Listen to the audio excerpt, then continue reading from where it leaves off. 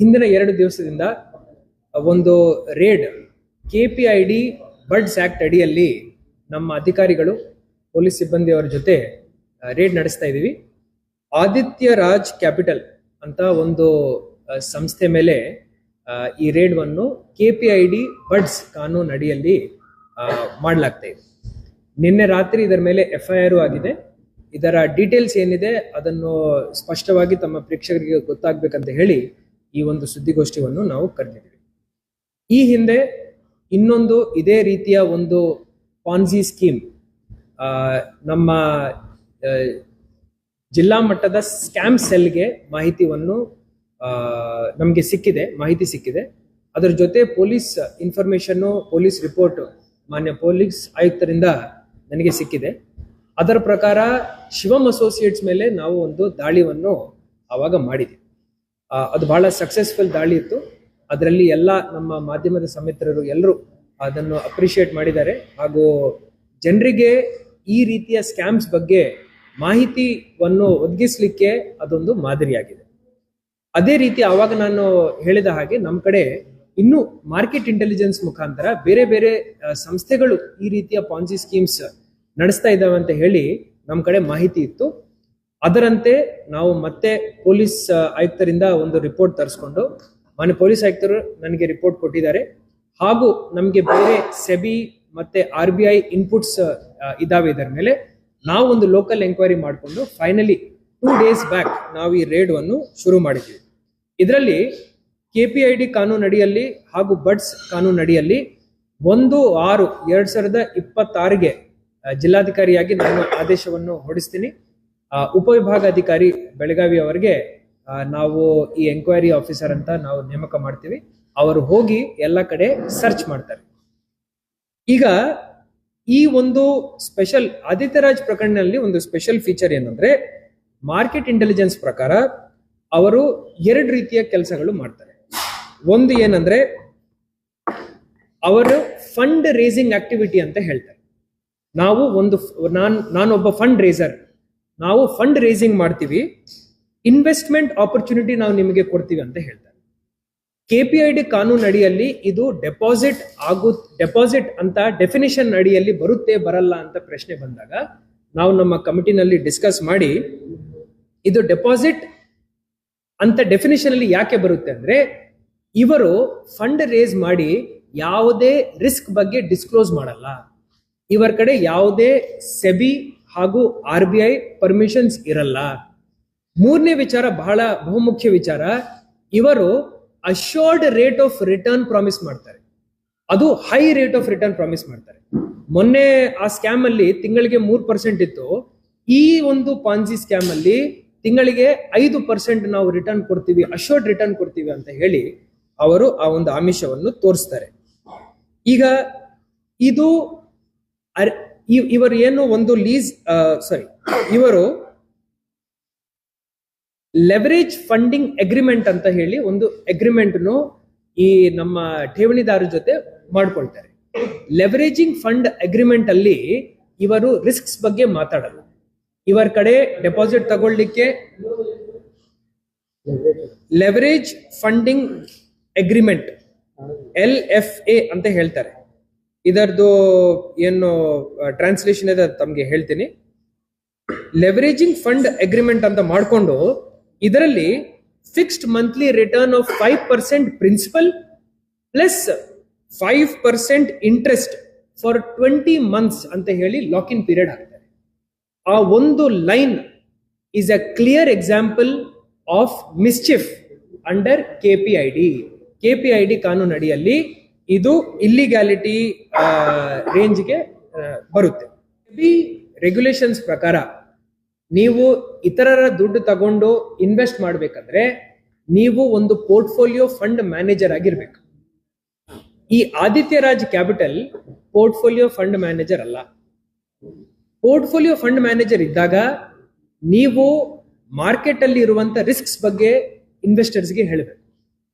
Returns ನಾನು ಕಡ್ಡಾಯವಾಗಿ ನಿಮಗೆ ಇಷ್ಟು ಕೊಡ್ತೀನಿ ಅಂತ ಹೇಳಲಿಕ್ಕೇನೆ ಇಲ್ಲ.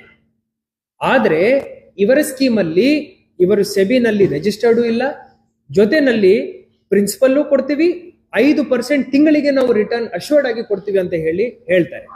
This is a clear example of a Ponzi scheme. Ponzi ಸ್ಕೀಮ್ಗೆ ಇದು ಒಂದು ಟ್ರೂ ಪ್ರಾಪರ್ ಮಾದರಿ. ನಾವು ಈ ಎಂಕ್ವೈರಿ ಮಾಡುವಾಗ ಪೊಲೀಸ್ ಆಯುಕ್ತರ ಜೊತೆ ನಾವು ಡಿಸ್ಕಸ್ ಮಾಡಿಕೊಂಡು ಎಲ್ಲೆಲ್ಲಿ ಇವರ ಸಂಸ್ಥೆಗಳಿದಾವೆ ಅದನ್ನು ನಾವು ಇನ್ಫಾರ್ಮೇಶನ್ ಗ್ಯಾದರ್ ಮಾಡಿದೀವಿ. ಒಂದೇ ಸತಿ ಎಲ್ಲ ಕಡೆ ರೇಡ್ ಆಗ್ಬೇಕಂತ ಹೇಳಿ ನಾವು ರೇಡ್ನು ಮಾಡಿದೀವಿ. ಸದ್ಯಕ್ಕೆ ಸರಿಸುಮಾರು 6,500 ಇಂದ 7,000 ಜನ ಇನ್ವೆಸ್ಟರ್ಸ್ ಇದರಲ್ಲಿ ಇನ್ವಾಲ್ವ್ ಇದ್ದಾರೆ, ಇದರಲ್ಲಿ ವಂಚಿತರಾಗಿದ್ದಾರೆ ಅಂತ ಹೇಳಿ ನಮಗೆ ಪ್ರಿಲಿಮಿನರಿ ರಿಪೋರ್ಟ್ ಅಲ್ಲಿ ಗೊತ್ತಾಗಿದೆ ಪ್ರೈಮಾ ಫೇಸಿ. ಇದಲ್ಲದೆ ಸರಿಸುಮಾರು 50 ಕೋಟಿ ಮೀರಿ ಈ ಒಂದು ಇಶ್ಯೂ ಇದೆ. 50 ಕೋಟಿ ಅಂತ ಯಾಕೆ ಮತ್ತೆ ಹೇಳ್ತಾ ಇದ್ದೀನಿ ಅಂದ್ರೆ 50 ಕೋಟಿ ಮೀರಿ ಹೋಗಿದೆ ಅಂದ್ರೆ ಇದು ನಾವು CIDಗೆ ಶಿಫ್ಟ್ ಮಾಡ್ತೀವಿ. ಬಟ್ ಪ್ರಿಲಿಮಿನರಿ ಎಂಕ್ವೈರಿ ಪ್ರೈಮಾ ಫೇಸಿ ಇದು ಮಚ್ ಮೋರ್ ದ್ಯಾನ್ ಅದಕ್ಕಂತ ಒಂದು 4-5 ಪಟ್ಟು ಜಾಸ್ತಿ ದೊಡ್ಡ ವಿಚಾರ ಆಗಿರುತ್ತದೆ. ಈಗ ಫಂಡ್ ರೇಸರ್ ಅಂತ ಏನು ಪದ ಉಪಯೋಗ ಮಾಡ್ತಾರೆ, ಇದು ಆರ್ಟಿಫಿಷಿಯಲ್ ಗ್ಯಾರಂಟಿ ಕೊಡೋ ಒಂದು ಪದ. ನೀವು ಫಂಡ್ ರೇಸ್ ಮಾಡಿ ನೀವು ಎಲ್ಲಿ ಇನ್ವೆಸ್ಟ್ ಮಾಡ್ತೀರಾ ಆ ಒಂದು ಡಿಸ್ಕ್ಲೋಜರ್ ನೀವು ಇನ್ವೆಸ್ಟರ್ಗೆ ಮಾಡಲಿಲ್ಲ ಅಂದ್ರೆ this falls under the category of artificial guarantee. ಜೊತೆನಲ್ಲಿ misrepresentation of financial viability, it attracts section 3 fraudulence ಅಂತ ಹೇಳಿ ಸೆಕ್ಷನ್ 3 ಅಟ್ರಾಕ್ಟ್ ಆಗುತ್ತೆ. ಇನ್ನೊಂದು ವಿಚಾರ ಏನಂದ್ರೆ lack of transparency. Confidentiality clause ಇರುತ್ತೆ, ನೀವು ಏನೇನು ನೀವು ಅಲ್ಲಿ ಮಾಡ್ತಿರೋ ನಿಮ್ಮಿಬ್ಬರ ಮಧ್ಯದಲ್ಲಿ ಇರಬೇಕು. ಆದ್ರೆ ಮಾದರಿ ಅಗ್ರಿಮೆಂಟ್ಸ್ ನಾವು ನೋಡುವಾಗ ಏನು ಹೇಳಲ್ಲ, ನೀವು ನಮ್ಗೆ ದುಡ್ಡು ಕೊಡಿ, ನಾವೆಲ್ಲೋ ಹಾಕ್ತಿವಿ, ನಿಮ್ಗೆ 5% ವಾಪಸ್ ಕೊಡ್ತೀವಿ ಅಂತ ಹೇಳ್ತಾರೆ. ಇದರಲ್ಲಿ ನಾನ್ ಡಿಸ್ಕ್ಲೋಜರ್ ಆಫ್ ರಿಸ್ಕ್ ಅನ್ನೋದು ಒಂದು major element which also attracts KPID. Finally promissory note and security cheque ಇದೊಂದು ಇನ್ವೆಸ್ಟರ್ಗೆ ಅವರು ಇಶ್ಯೂ ಮಾಡ್ತಾರೆ. ಇದು ಆರ್ಟಿಫಿಷಿಯಲ್ ಅಶ್ಯೂರೆನ್ಸ್ ಆಫ್ ರಿಪೇಮೆಂಟ್ ಆಗುತ್ತೆ. Plus evidence of deposit accepted ನಮಗೆ ಇದರ ಮುಖಾಂತರ ಗೊತ್ತಾಗುತ್ತೆ. ಸೊ ಇದೆಲ್ಲ ಪ್ರಿಲಿಮಿನರಿ ಮಾಹಿತಿ ಇಟ್ಕೊಂಡು prima facie information as per market intelligence, as per the detailed report submitted by police commissioner ನಾವು ಈ ರೇಡ್ ಅನ್ನು ಮಾಡಿದೀವಿ. ಬಹಳ ಸಕ್ಸಸ್ಫುಲ್ ರೇಡ್ ಇದೆ. ನಿನ್ನೆ ರಾತ್ರಿ FIR ಬುಕ್ ಮಾಡಿದೀವಿ. KPID ಕಾನೂನಲ್ಲಿ ನಾನು AC ಅವರಿಗೆ ಆಥರೈಸ್ ಮಾಡ್ತೀನಿ, ಅವ್ರು ಹೋಗಿ ರೇಡ್ ಮಾಡ್ತಾರೆ, ರೇಡ್ ಮಾಡಿ ನನಗೆ ರಿಪೋರ್ಟ್ ಮಾಡ್ತಾರೆ. ನಾನು ರಿಪೋರ್ಟ್ ಮೇಲೆ ನಾನು ಅದರ ಮೇಲೆ ಕೂತ್ಕೊಳ್ಳಿಕ್ಕೆ ಆಗಲ್ಲ. ಇಮಿಡಿಯೇಟ್ಲಿ ಏನ್ ರಿಪೋರ್ಟ್ ನನ್ನ ಕಡೆ ಬರುತ್ತೆ ತಕ್ಷಣನೇ ನಾನು ಅದು ಸ್ಟೇಟ್ಗೆ ಫಾರ್ವರ್ಡ್ ಮಾಡಬೇಕಾಗುತ್ತೆ ಟು ಕಾಂಪಿಟೆಂಟ್ ಅಥಾರಿಟಿ. ನಿನ್ನೆ ನನಗೆ ಈ ರಿಪೋರ್ಟ್ 6 ಗಂಟೆಗೆ ಬಂದಿದೆ. 6:15 ಒಳಗಡೆ ನಾನು ಈ ರಿಪೋರ್ಟ್ ವನ್ನು ಸ್ಟೇಟ್ ಅಲ್ಲಿ ಅಪರ ಮುಖ್ಯ ಕಾರ್ಯದರ್ಶಿ ಕಂದಾಯ ಇಲಾಖೆ ಅವರಿಗೆ ನಾನು ಆಲ್ರೆಡಿ ಕಳಿಸ್ಬಿಟ್ಟಿದ್ದೆ. ಅಲ್ಲಿ ಅವರು ಇವತ್ತು ಸಂಜೆ ಒಳಗಡೆ ಕಾಂಪಿಟೆಂಟ್ ಅಥಾರಿಟಿವನ್ನು ನೋಡಲ್ ಆಫೀಸರ್ ಏನ್ ಸ್ಟೇಟ್ ಲೆವೆಲ್ ನೋಡಲ್ ಆಫೀಸರ್ ಇರ್ತಾರೆ ಕಾಂಪಿಟೆಂಟ್ ಅಥಾರಿಟಿವನ್ನು ಅವರು ನೇಮಕ ಮಾಡ್ತಾರೆ. ಕಾಂಪಿಟೆಂಟ್ ಅಥಾರಿಟಿ ಮುಖಾಂತರ ಈ ಕೇಸನ್ನು ಮುಂದುವರಿಸ್ತೀವಿ. ಪೊಲೀಸ್ ಆಯುಕ್ತರೀಗ ಅವರು ಮಾಡಿರೋ FIR ಅಂಡ್ ಫರ್ದರ್ ಸೀಜರ್ ಅವರು ಏನೇನ್ ಮಾಡ್ತಾ ಇದ್ದಾರೆ ಮತ್ತೆ ಮುಂದಿನ ಕ್ರಮ ಅವರು ಏನ್ ವಹಿಸ್ತಾರೆ ಪೊಲೀಸ್ ಇಲಾಖೆ ಮುಖಾಂತರ CID ಮುಖಾಂತರ ಅದರ ಬಗ್ಗೆ ಬ್ರೀಫಿಂಗ್. ಇನ್ವೆಸ್ಟ್ಮೆಂಟ್ ಕಲೆಕ್ಟ್ ಮಾಡ್ತೀವಿ, ಎಲ್ಲಿಂದ ದುಡ್ಡು ತಗೊಳ್ತೀವಿ? 5% ಮಂತ್ಲಿ ಕೊಡ್ತಾರೆ ಅಂತ ಇನ್ವೆಸ್ಟರ್ ಹತ್ರ ದುಡ್ಡು ತಗೊಂಡು ಅದನ್ನ ಎಲ್ಲಿ ಇನ್ವೆಸ್ಟ್ ಮಾಡಿ ತೆಗಿತಾ ಇದ್ದೀವಿ? ಬಹಳ ಕರೆಕ್ಟ್ ಪ್ರಶ್ನೆ. ನಮಗೂ ಈ ಪ್ರಶ್ನೆ ಬಂತು. ನಾವು ಅವ್ರ ಬ್ರೋಷರ್ ನೋಡುವಾಗ ಮಾರ್ಕೆಟ್ ಇಂಟೆಲಿಜೆನ್ಸ್ ಅಲ್ಲಿ ನಮಗೆ ಮಾಹಿತಿ ಬರ್ತಾ ಇರುವಾಗ ನಾವು ಮೇಜರ್ಲಿ ನೋಡಿರೋ ಪಾಯಿಂಟ್ ಅದೇ. ಈಗ ಅವರು ಫಂಡ್ ರೇಸರ್ ಅಂತ ಹೇಳ್ತಾರೆ, ನಾವು ಹೋಗಿ ನಿಮ್ಮ ದುಡ್ಡನ್ನು ಸ್ಟಾಕ್ ಮಾರ್ಕೆಟ್ ಅಲ್ಲಿ ಫ್ಯೂಚರ್ಸ್ ಅಂಡ್ ಆಪ್ಷನ್ಸ್ ಡೆರಿವೇಟಿವ್ಸ್ ಅಲ್ಲಿ ಇನ್ವೆಸ್ಟ್ ಮಾಡ್ತೀವಿ ಅಂತ ಹೇಳ್ತಾ ಇರ್ಬೋದು. ಮಾರ್ಕೆಟ್ ಇಂಟೆಲಿಜೆನ್ಸ್ ಪ್ರಕಾರ ನಮಗೆ ಪ್ರೈಮಾ ಫೇಸಿ ಆ ತರ ಇನ್ಫಾರ್ಮೇಶನ್ ಬರ್ತಾ ಇತ್ತು. ಆದ್ರೆ ಡೆರಿವೇಟಿವ್ಸ್ ಅಲ್ಲಿ ನೀವು ಅಶೋರ್ಡ್ 60% ರಿಟರ್ನ್ ಆನ್ಯುವಲಿ ಕೊಡ್ಲಿಕ್ಕೆ ಎಲ್ಲರಿಗೂ ಸಾಧ್ಯನೇ ಇಲ್ಲ. ನಾವು ಫರ್ದರ್ ಇನ್ವೆಸ್ಟಿಗೇಷನ್ ಮಾಡುವಾಗ ಪ್ರಿಲಿಮಿನರಿ ಇನ್ವೆಸ್ಟಿಗೇಷನ್ ಪ್ರೈಮಾ ಫೇಸಿ ನಮ್ಗೆ ಏನ್ ಗೊತ್ತಾಗಿದೆ ಅಂದ್ರೆ ಇವರು ಎಲ್ಲರಿಗೂ ದುಡ್ಡು ಬರೇ ಠೇವಣಿ ರೂಪದಲ್ಲಿ ಕಲೆಕ್ಟ್ ಮಾಡ್ತಾ ಇದ್ದಾರೆ. ಅವ್ರಿಗೆ ಈ ಏನು ಫಂಡ್ ರೈಸಿಂಗ್ ಅಗ್ರಿಮೆಂಟ್ ಏನ್ ತೋರಿಸ್ತಾರೆ ಅದು ತೋರಿಸ್ಬಿಟ್ಟು ಠೇವಣಿ ತಗೊಂಡು ಡೆರಿವೇಟಿವ್ಸ್ ಅಲ್ಲಿ ಏನಾದ್ರು ಲಾಸ್ ಆಗಿದೆ ಅಂದ್ರೆ ಈ ಅಮೌಂಟ್ ನು ಅವರು ಪಿರಮಿಡ್ ಸಿಸ್ಟಮ್ ಅಲ್ಲಿ ರೊಟೇಟ್ ಮಾಡಿ ಅವರ ಪಾನ್ಜಿವನ್ನು ನಡೆಸ್ತಾ ಇದ್ದಾರೆ. ಹೊಸ ಇನ್ವೆಸ್ಟರ್ಸ್ ಯಾವಾಗ ಬರ್ತಾರೆ, ಇನ್ವೆಸ್ಟರ್ಸ್ ಅಂತ ಏನ್ ಕರೀತಾರೆ, ನಾವು ಬರೀ ಅದನ್ನು ಠೇವಣಿದಾರ ಅಂತಾನೆ ನೋಡ್ತೀವಿ. ಡೆಪಾಸಿಟರ್ಸ್ ಬರ್ತಾ ಇರ್ತಾರೆ, ಆ ದುಡ್ಡು ಎಲ್ಲಿ ಹೋಗಿ ಎಲ್ಲಿ ಇನ್ವೆಸ್ಟ್ ಆಗ್ತಾ ಇದೆ ಇವ್ರಿಗೆ ಏನ್ ಗೊತ್ತಿಲ್ಲ.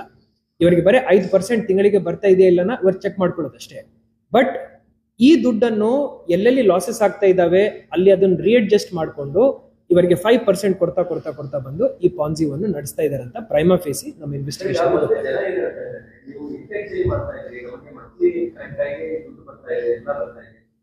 ಯಾರು ಕೂಡ ಪಬ್ಲಿಕ್ ಜನ ಗಂಭೀರ ಆರೋಪ ಅನ್ನೋದು ನಾನು ಕೇಳಿದ್ದೀನಿ. ಇದರ ಬಗ್ಗೆ ಸ್ಪಷ್ಟೀಕರಣ ಕೊಡ್ತೀನಿ. ನಾವು ಕಾನೂನಡಿಯಲ್ಲಿ ನನಗೆ ಇರೋ ಅಧಿಕಾರವನ್ನು ಜನರ ಹಿತಾಸಕ್ತಿಯನ್ನು ಕಾಪಾಡಲಿಕ್ಕೆ ನಾವು ಉಪಯೋಗ ಮಾಡ್ತಾ ಇದ್ದೀವಿ. ಇದೇ ಸಂದರ್ಭ ಹಿಂದಿನ ವರ್ಷ ಬಂತು. ಸರಿಸುಮಾರು 2,000 ಮಹಿಳೆಯರು ವಂಚಿತರಾಗಿದ್ದಾರೆ. ಅದು ಯಾವಾಗಾಯ್ತು? ಆ ಪಿರಾಮಿಡ್ ಸ್ಟ್ರಕ್ಚರ್ ಮೆಚ್ಯೂರ್ ಆದ ನಂತರ ಅವ್ರಿಗೆ ಯಾವಾಗ ದುಡ್ಡು ವಾಪಸ್ ಬರ್ತಾ ಇರ್ಲಿಲ್ಲ, ಆವಾಗ ಎಲ್ಲರೂ ನಮ್ಮ DC ಕಚೇರಿ ಎದುರುಗಡೆ ಬಂದು ಇಲ್ಲಿ ಧರಣಿ ಮಾಡಿ ನೀವು FIR ಮಾಡಬೇಕು, ಅವ್ರ ಮೇಲೆ ಆಕ್ಷನ್ ತಗೋಬೇಕು, ನಮ್ಮ ದುಡ್ಡು ವಾಪಸ್ ಕೊಡಿಸಿ ಅಂತ ಆವಾಗ ಹೇಳಿದ್ರು. ಆ ಸಂದರ್ಭಗಳು ಆಗಬಾರ್ದಂತ ಹೇಳಿ ಆವಾಗ ನಾನು CP ಸಾಹೇಬ್ರು, ಇಲ್ಲಿರುವಂತ ಎಲ್ಲ ಅಧಿಕಾರಿಗಳು, ಜನಪ್ರತಿನಿಧಿಗಳು ಕೂತ್ಕೊಂಡು ತಮ್ಮೆಲ್ಲರ ಜೊತೆ ನಾವು ಒಂದು ಮೀಟಿಂಗ್ ಮಾಡಿದ್ವಿ. ಮೀಟಿಂಗ್ ಮಾಡಿ ಇದು ಈ ರೀತಿಯ ಸಂದರ್ಭ ಸೃಷ್ಟಿ ಆಗೋ ಮುಂಚೆ ನಾವು ಈ ಆಕ್ಷನ್ ತಗೋಬೇಕು ಅಂತ ಹೇಳಿ ನಿರ್ಧಾರ ಮಾಡಿದ್ವಿ. ಅದರಂತೆ ನಾವು ಸ್ಕ್ಯಾಮ್ ಸೆಲ್ ಸ್ಥಾಪನೆ ಮಾಡಿದೀವಿ. KPID ಕಾನೂನು ಅಡಿಯಲ್ಲಿ ಯಾವ್ಯಾವ್ದು ನಾವು ಕಂಪ್ಲೇಂಟ್ ವೇಟ್ ಮಾಡಲ್ಲ. ನಮಗೆ ಯಾರಾದ್ರೂ ಇಲ್ಲೀಗಲ್ ಠೇವಣಿ ತಗೊಳ್ತಾ ಇದ್ದಾರೆ ಅಂತ ಗೊತ್ತಾದ ತಕ್ಷಣ ನಾವು ಅವರ ಮೇಲೆ KPID ಕಾನೂನು ಪ್ರಕಾರ ಆಕ್ಷನ್ ತಗೊಳ್ತೀವಿ. ಈ 2 ಕೇಸ್ ಹೊರತುಪಡಿಸಿ ಇನ್ನೂ ನನ್ನ ಕಡೆ ಕೇಸಸ್ ಇದಾವೆ. ಒಂದೊಂದಾಗಿ ಎಲ್ಲರನ್ನೂ ನಾವು ಎಲ್ಲರ ಮೇಲೆ ಆಕ್ಷನ್ ತಗೊಳ್ತೀವಿ. ಕಾನೂನು ಅಡಿಯಲ್ಲಿ ಅವರಿಗೆ ತಂದು ಅವರ ಮೇಲೆ ಕ್ರಮ ಆಗೋ ರೀತಿನಲ್ಲಿ ನಾವು ಕೇಸ್ನು ಬಿಲ್ಡ್ ಮಾಡ್ತೀವಿ. ಎಸ್, KPID ಕಾನೂನು ಅಡಿಯಲ್ಲಿ ಅಧಿಕಾರ ಹಂಗಿದೆ. ನನಗೆ ಕಾಗ್ನಿಸೆನ್ಸ್ ಬಂದಿದೆ ಅಂದ್ರೆ ಡಿಸ್ಟ್ರಿಕ್ಟ್ ಮ್ಯಾಜಿಸ್ಟ್ರೇಟ್ ಆಗಿ, ಜಿಲ್ಲಾ ದಂಡಾಧಿಕಾರಿಯಾಗಿ ನನಗೆ ಕಾಗ್ನಿಸೆನ್ಸ್ ಬಂದಿದೆ ಅಂದ್ರೆ, ಕಾಗ್ನಿಸೆನ್ಸ್ ಅಂದ್ರೆ ನನ್ಗೆ ಗೊತ್ತಾಗ್ಬೇಕು. ಹೆಂಗ್ ಗೊತ್ತಾಗುತ್ತೆ? ಆಕ್ಟೇ ಹೇಳುತ್ತೆ. ಮಾರ್ಕೆಟ್ ಇಂಟೆಲಿಜೆನ್ಸ್ ಪ್ರಕಾರನೂ ನಿಮ್ಗೆ ಗೊತ್ತಾಗಿದೆ. ಸೋಷಿಯಲ್ ಮೀಡಿಯಾ ಇರ್ಬೋದು, ಮಾಧ್ಯಮದ ಪತ್ರಿಕೆಗಳಿರ್ಬೋದು, TV ಮುಖಾಂತರ ಇರ್ಬೋದು, ಇಲ್ಲ ಪಾಂಪ್ಲೆಟ್ ಇರ್ಬೋದು, ಯಾವುದೇ ರೀತಿ ನಿಮಗೆ ಮಾಹಿತಿ ಬರ್ತಾ ಇದೆ ಅಂದ್ರೆ ಇವನ್ನು ನೀವು KPID ಕಾನೂನು ಅಡಿಯಲ್ಲಿ ಕ್ರಮ ವಹಿಸಬೇಕು. ಬಿಕಾಸ್ ಜನರಿಗೆ ಪಿರಮಿಡ್ ಸ್ಟ್ರಕ್ಚರ್ ಡೆವಲಪ್ಮೆಂಟಲ್ ಸ್ಟೇಜ್ ಅಲ್ಲಿ ಇದ್ದಾಗ ಗೊತ್ತೇ ಆಗಲ್ಲ. ಫಸ್ಟ್ 3-4 ರೌಂಡ್ಸ್ ಅಲ್ಲಿ ಈಗ ಎಷ್ಟೋ ಸ್ಕೀಮ್ಸ್ ಇದಾವಲ್ವಾ, ಪ್ರಾಡಕ್ಟ್ ಕೊಡ್ತಾರೆ, ನೀವು 10,000 ರೂಪಾಯಿ ಕೊಡ್ರಿ, 3 ಜನ ಕರ್ಕೊಂಡು ಬನ್ನಿ, ಪ್ರಾಡಕ್ಟ್ ಇವ್ರ ಪಾಪ ಹೋಗಿ ಪ್ರಾಡಕ್ಟ್ ಮಾಡ್ತಾ ಇರ್ತಾರೆ. ಚೈನ್ ಸಿಸ್ಟಮ್, ಇವೆಲ್ಲ Ponzi schemes, multi level marketing schemes. ಇದನ್ನು ಪಬ್ಲಿಕ್ ಅಂಡರ್ಸ್ಟ್ಯಾಂಡ್ ಮಾಡ್ಕೊಳ್ಳೋ ಒಳಗಡೆನೆ ಮೇಲೆ ಇರೋ ಪಿರಮಿಡ್ ಅಲ್ಲಿ ಮೇಲೆ ಇರೋರು 100 ಪಟ್ಟು ಜಾಸ್ತಿ ದುಡ್ಡು ಮಾಡ್ಕೊಂಡು ಹೋಗ್ಬಿಡ್ತಾರೆ. ಅದಕ್ಕೋಸ್ಕರ ಕಾನೂನಲ್ಲಿ 2025ರಲ್ಲಿ ತಿದ್ದುಪಡಿ ಆಗಿ ಡಿಸ್ಟ್ರಿಕ್ಟ್ ಮ್ಯಾಜಿಸ್ಟ್ರೇಟ್ಗೆ ಬಹಳಷ್ಟು ಪವರ್ಸ್ ಸರ್ಕಾರದಿಂದ ಕೊಟ್ಟಿದ್ದಾರೆ. ಆ ಒಂದು ಪವರ್ಸ್ ಅನ್ನು ನಾವು ಬಳಸ್ತೀವಿ. ಕಾನೂನು 2025 ನಲ್ಲಿ ತಿದ್ದುಪಡಿ ಆಗಿದೆ. 2026 ಜಾನ್ವರಿಯಿಂದ ನಾವು ಇದರ ಮೇಲೆ ಟ್ರ್ಯಾಕ್ ಇದ್ದೀವಿ.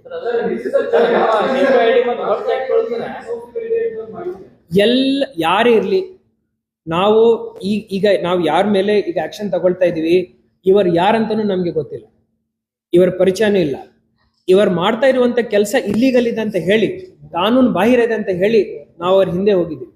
ಹಿಂದಿನ ಒಂದು ಪ್ರಕರಣದಲ್ಲಿ ಅವರು ನಾನೇ ರಾಜಕಾರಣಿ ಆಗ್ತೀನಿ ಅಂತ ಹೇಳಿದ್ದೇನೆ. ಬಟ್ ನಾನು ಅದೆಲ್ಲ ಗೊತ್ತಿಲ್ಲ, ಮಾಧ್ಯಮದಲ್ಲಿ ನನ್ಗೆ ಗೊತ್ತಾಯ್ತದು. ಆದ್ರೆ ನಾವು ಅದೆಲ್ಲ ನೋಡ್ಲಿಲ್ಲ. ಕಾನೂನು ಅಡಿಯಲ್ಲಿ ನೀವು ತಪ್ಪು ಮಾಡಿದಿರಂದ್ರೆ ಡೆಪಾಸಿಟ್ ತಗೊಳ್ಳೋ ಪರ್ಮಿಷನ್ ನಿಮಗೆ ಇಲ್ಲ, ಆದ್ರೂ ನೀವು ಡೆಪಾಸಿಟ್ ತಗೊಳ್ತಾ ಇದ್ದೀರಂದ್ರೆ ಆ ಒಂದು ಕಾರಣ ನಮ್ಗೆ ಸಾಕು.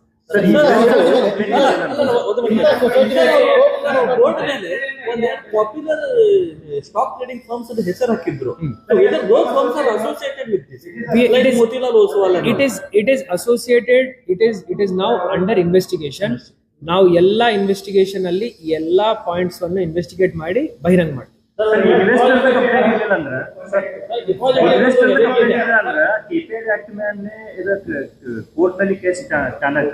ಈಗ ನಮ್ಮ ಹಿಂದಿನ ಕೇಸ್, ನಾವು ಹಿಂದೆ ಏನ್ ಕೇಸ್ ಮಾಡಿದೀವಿ ಅದು ಎಷ್ಟು ನೀಟ್ಲಿ ನಾವು ಎಕ್ಸಿಕ್ಯೂಟ್ ಮಾಡಿದೀವಿ ಅಂದ್ರೆ, ಈಗ ಅದು ಕೋರ್ಟ್ ಅಲ್ಲಿನೂ ಸ್ಟ್ಯಾಂಡ್ ಆಗ್ತಾ ಇದೆ.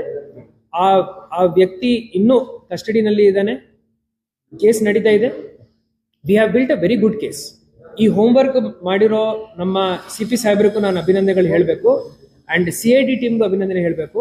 ಬಹಳ ಉತ್ತಮ ರೀತಿಯ ಕೇಸ್ ಬಿಲ್ಡಪ್ ಮಾಡಲಾಗಿದೆ. ನಮ್ಮ ಕಂದಾಯ ಅಧಿಕಾರಿಗಳು ಹಾಗೂ ಸಹಕಾರಿ ಇಲಾಖೆ ಅಧಿಕಾರಿಗಳು ಕೋಆಪರೇಟಿವ್ ಸೊಸೈಟೀಸ್ ಅಧಿಕಾರಿಗಳನ್ನು ಇದರಲ್ಲಿ ಬಹಳ ಸೂಕ್ಷ್ಮತೆಯಿಂದ ನೋಡಿ ಕೇಸ್ನ ಬಿಲ್ಡ್ ಮಾಡಿ.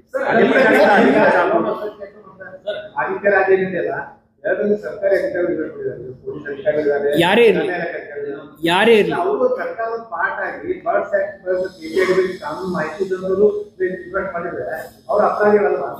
ಇರಲಿ ಇದರಲ್ಲಿ ಅಪರಾಧಿ